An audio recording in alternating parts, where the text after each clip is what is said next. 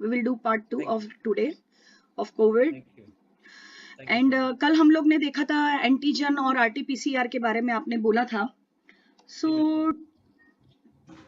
today's we want to know that when the COVID person is hospitalized, so in each of the stage, how the treatment is going on and in which stage the person should be hospitalized by the CT scan report, and which report are severe, and that all the thing I want to know. Yeah. So basically, the COVID patients, when they get infection by the virus, that is the first stage, which is called viremia, जिसको बोलते हैं कि जब virus शरीर के अंदर प्रवेश करता है और इनिशियल सिम्टम्स आते हैं, फीवर, हेडेक, बॉडी पेन और कॉफ, ये सब सिम्टम्स आ सकते हैं. वो स्थिति नहीं बनती जहां आपको फिर एडमिट होने की ज़रूरत पड़ती है, क्योंकि वो वायरस के फेज़ है. इनिशियल वायरस आपके अंदर मल्टीप्लाई कर रहा है, तब आपको ये सिम्टम्स आ रहे हैं. जब ये फेज़ पल्मोनरी फेज़ में चला जाता है, यानी कि लंग फेज़ में जाता है, जब वायरस लंग में प्रवेश करना लगता है और जब इम्यून सिस्टम उस पर अटैक करना शुरू करता है, उस वक्त सारी प्रॉब्लम शुरू हो जाती है. उसको बोलते हैं सेकेंड फेज़. ओके. तो ये सेकेंड और फेज़ होता है पल्मोनरी फेज़, और उसके बाद इम्यून सिस्टम उस पर एक्टिवेशन हो जाता है, तो उसको पल्मोनरी फेज़ बोलते हैं या इम्यून फेज़ भी बोलते हैं. इन फेज़ में ही पेशेंट्स को एडमिट किया जाता है, जनरली 7-8 डे के बाद. तो 7th, 8th, 9th, 10th day ये क्रूशल होता है मरीज़ के कोविड जर्नी में. जब उनको इन्फेक्शन होता है उस दौरान ये डेज बहुत क्रूशल होते हैं. कभी कभी हम देखते हैं कि 5वें-6वें दिन या भी पेशेंट्स को जल्दी इन्फेक्शन होने की वजह से उनको एडमिट करना पड़ सकता है. अब क्या क्राइटेरिया रखें कि इससे पेशेंट को एडमिट होने की ज़रूरत पड़ सकती है. Yes. जनरली हम देखते हैं कि कुछ मार्कर्स होते हैं, ब्लड मार्कर्स बोलते हैं उनको. ब्लड मार्कर्स मतलब क्या, कि बॉडी में इन्फ्लेमेशन कितना फैल रहा है, इम्यून सिस्टम किस तरह से वायरस को रिस्पॉन्ड कर रहा है. ज़्यादा तो नहीं रिस्पॉन्ड कर रहा है. अगर इम्यून सिस्टम बहुत ज़्यादा रिस्पॉन्ड करेगा वायरस के अगेंस्ट, तो ब्लड मार्कर्स काफ़ी मात्रा में बढ़ेंगे और Okay. टॉक्सिन्स भी काफ़ी मात्रा में बढ़ेंगे. जिसके Okay. शरीर में बहुत ज़्यादा टॉक्सिन्स एक्यूमुलेट हो जाते हैं, उनको एडमिशन की ज़रूरत पड़ती है, क्योंकि इम्यून सिस्टम उनका ठीक से काम नहीं कर रहा, कुछ ज़्यादा ही काम कर रहा है. तो CRP नाम का एक बायोमार्कर होता है, ब्लड टेस्ट होता है. डी डाइमर नाम का एक ब्लड टेस्ट होता है. हाँ, D dimer is hemo what exactly? D D dimer. Dimer क्या होता है, जब आपके आपके शरीर के अंदर ये जो वायरस है, ये वायरस सिर्फ लंग्स को अटैक नहीं करता है, ब्लड वेसल्स को भी अटैक करता है. तो जब ब्लड वेसल्स को अटैक करता है तो ब्लड वेसल्स काफ़ी इन्फ्लेमेशन मोड में आ जाती हैं. कभी भी ब्लड वेसल के भी अटैक हुआ तो वहाँ पे जो ब्लड की जो कीटाणु जो सेल्स हैं, जो RBCs हैं या दूसरे वाइट सेल्स हैं, वो चिपकने शुरू हो जाते हैं. तो क्लॉट फॉर्मेशन का रिस्क होता है. ठीक है. तो जब भी ब्लड पे अटैक होगा, ब्लड वेसल के ऊपर अटैक होगा, तो क्लॉट फॉर्मेशन होगा. वायरस यही कर रहा है, ब्लड वेसल्स के ऊपर अटैक करने से क्लॉट फॉर्मेशन का रिस्क होता है.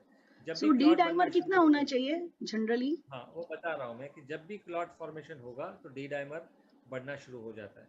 अब Okay. डी डाइमर का value lab to lab variation होता है. 500 तक नॉर्मल है. माइल्ड रेंजेस बढ़ सकते हैं. ये डी डाइमर जो है इन्फेक्शन में भी बढ़ता है. तो थोड़ा थोड़ा इन्फेक्शन कभी होगा, जैसे का मलेरिया हुआ, टाइफॉइड हुआ, या कोई भी इन्फेक्शन हुआ, तो उसमें डी डाइमर बढ़ के आ सकता है. ऐसी कोई बात नहीं है कि डी डाइमर इसमें ही बढ़ता है. डी डाइमर हर किसी इन्फेक्शन में बढ़ता है. Okay. समझने की बात है कि मलेरिया भी ब्लड वेसल्स पे ऊपर थोड़ा अटैक करता है.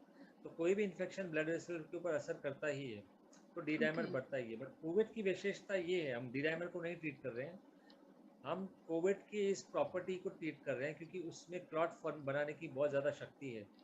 उसकी वजह से लोगों को बाद में लंग्स के अंदर क्लॉट बन जा रहा है, या हार्ट अटैक्स आ रहे हैं, या स्ट्रोक हो रहा है. Yeah. ये 3 चीज़ें देखी गई हैं. या डीवीटी, या तो लेग वेन्स के अंदर क्लॉट बनने की जो प्रॉब्लम्स हो रही हैं, ये इसकी वजह से हो रही हैं, क्योंकि कोविड में ऐसा वायरस है जो क्लॉट बनाने की क्षमता बहुत ज़्यादा रखता है. तो क्या करता है Okay. कि आपके एंटी क्लॉटिंग सिस्टम को शट कर देता है पूरा, जो जिससे आपके क्लॉट्स बनते हैं. जब भी शरीर में क्लॉट बनते हैं तो कुछ ऐसी चीज़ें होती हैं जिसको क्लॉट डिजॉल्व भी किया जाता है. बॉडी में ऐसे मैकेनिज्म चलते रहते हैं, लेकिन कोविड उस प्रक्रिया को बंद कर देता है, तो क्लॉट ज़्यादा बनने लगते हैं. तो ये Okay. कोविड में ऐसी प्रॉब्लम है. बाकी इसमें प्रॉब्लम नहीं है. आप डी डाइमर मलेरिया में भी बढ़ेगा, टाइफॉइड में भी बढ़ेगा, दूसरे डेंगू वायरस में भी बढ़ेगा. बट बाकी इस वायरस में ऐसी ताकत नहीं है कि आपके अंदर बहुत ज़्यादा क्लॉट बना दे. इसके अंदर ताकत है. इसके लिए हमको उसको बहुत ध्यान से देखना पड़ता है, उसको ट्रीट करना पड़ता है. तो डी डाइमर एक इम्पॉर्टेंट चीज़ है। और फिर सीआरपी लेवल बहुत इंपॉर्टेंट चीज़ है। जब सीआरपी बढ़ने लगे, बहुत तेज़ी से बढ़ने लगे, तब हमको उस मरीज को एडमिशन के लिए रिकमेंडेशन देना पड़ता है, क्योंकि CRP ये like it should be 50, 60, 100 ऐसा कुछ होता है? ऐसी बात नहीं है। जैसे देखिए, आपकी सीआरपी लेवल 15 हुई, तो 15 पे आप ठीक हो, कोई प्रॉब्लम नहीं है। आपकी सीआरपी लेवल 30 है, आपको कोई सिम्टम नहीं है, तो भी आप ठीक हैं। ऐसा नहीं है कि इनको एडमिशन की ज़रूरत है। लेकिन सीआरपी 15 से एकदम से जंप किया, 50 पे गया, ओके। और आपको सिम्टम्स भी आ रहे हैं, आपको अच्छा नहीं लग रहा है, फीवर भी थोड़ा थोड़ा आ रहा है, तो बहुत ज़्यादा कमज़ोरी लग रही है, थोड़ा सांस के अंदर चेस्ट के ऊपर प्रेशर आ रहा है, मतलब सिम्टम्स भी हैं और सीआरपी भी बढ़ रहा है, इसको एडमिशन का क्राइटेरिया माना जाएगा। सिर्फ ओके। सीआरपी बढ़ने का एडमिशन का क्राइटेरिया नहीं है, मरीज के सिम्टम्स को भी देखना पड़ता है। उसके अलावा जब सीआरपी बढ़ता है तो हम क्या कहते हैं, आप जाके पहले सीटी स्कैन करा लो। जब भी सीआरपी ज़्यादा बढ़ने लगता है, ऑफ शूट या बहुत ज़्यादा शूट होता है, तो हम लोग देखना चाहते हैं कि लंग्स के अंदर कितना तक प्रभाव है वायरस का। ओके। और अगर लंग्स के अंदर प्रभाव अब तक हुआ नहीं है, तो भी आपको घबराने की ज़रूरत नहीं है, तभी भी आप घर पे रह के ट्रीटमेंट कर सकते हैं। तो सिर्फ ब्लड की रिपोर्ट नहीं देखना है, पेशेंट्स के सिम्टम्स को भी देखना है और सीटी स्कैन को भी देखना है। तीनों चीज़ों को मिला के हमको डिसाइड करना पड़ता है।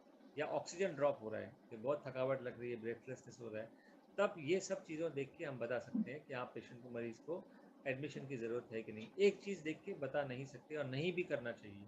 तो ये सारी ओके। चीज़ें आपका मेडिकल डॉक्टर ही बता सकता है, देख के कि आपको कब एडमिशन की ज़रूरत है। एंड सिटी स्कैन सब लोग बोल रहे हैं 25 आउट ऑफ 3, 8, 10 ऐसा कुछ है कि 5 के ऊपर होगा तो हॉस्पिटलाइज, 8 के ऊपर होगा तो हाँ, hospitalize, and what is the जैसे normal and higher value we can like do the hospitalization for that CT scan हाँ, जनरली? सीवियरिटी स्कोर बोलते हैं इसको।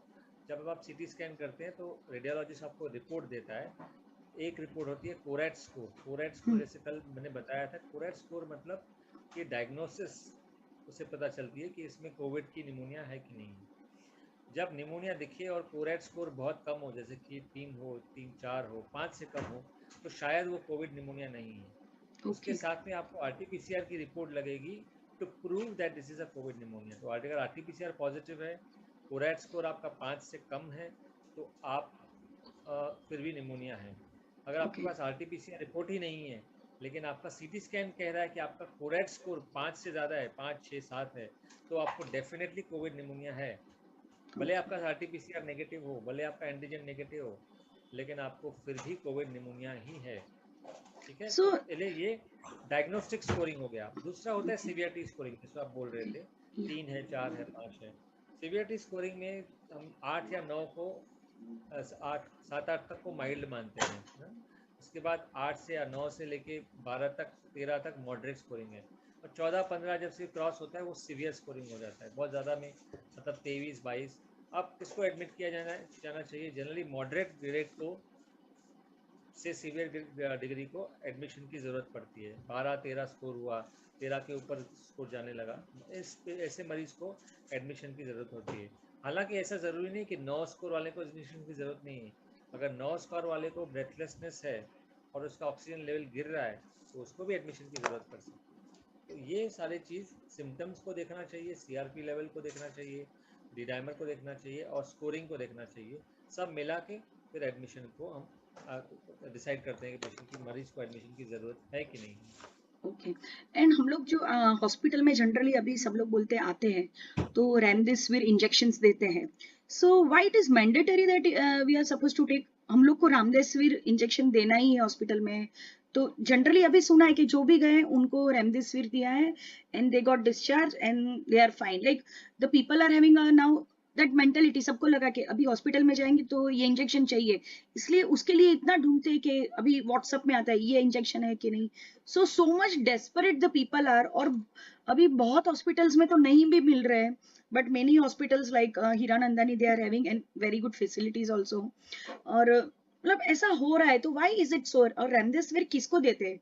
which stage remdesivir is given and in which stage plasma is given and which stage that tocilizumab जो talking injection हाँ है? जी, हाँ। हाँ, देखिए